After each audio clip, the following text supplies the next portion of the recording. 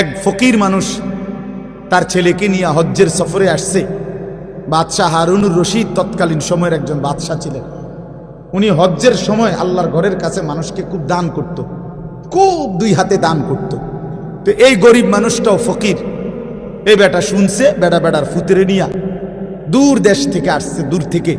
বাদশাহ হারুনুর রশিদ হজ্জের সময় মানুষের দান করে, কিছু নিত।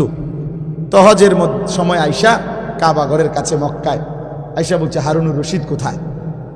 তো লোকেরা দেখায় দিছে, ওই যে কাবা শরীফের সামনে দাঁড়াইয়া দোয়া করতেছে, কাবা ঘরের দিকে ফিরে।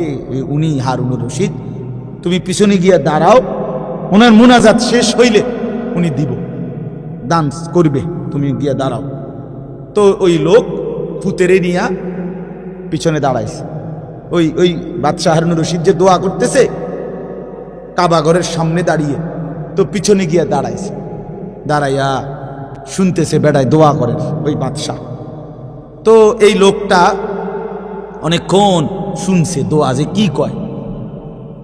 লোকটা দেখতেছে, হায় হায়, এই বেড়ার সমস্যার শেষ নাই।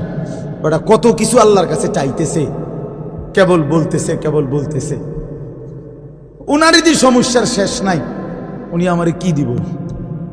শেষে এই লোক তার দিল খুলে গেছে। সে তার ছেলেরে বলতেছে, ফুত, যার কাছে চাইতে আসছি তারই তো সমস্যার শেষ নাই ফুত, সেই তো আরেকজনের কাছে চাইতেছে, সে আমারে কি দিবে রে বাপ। চল বাপ ফুত দুইজনে মিল্লা হারুনুর রশিদ রে বাদ দিয়া, হারুনুর রশিদ যার কাছে চাইতেছে, চল আমরা বাপ ফুত তার কাছে চাইছি।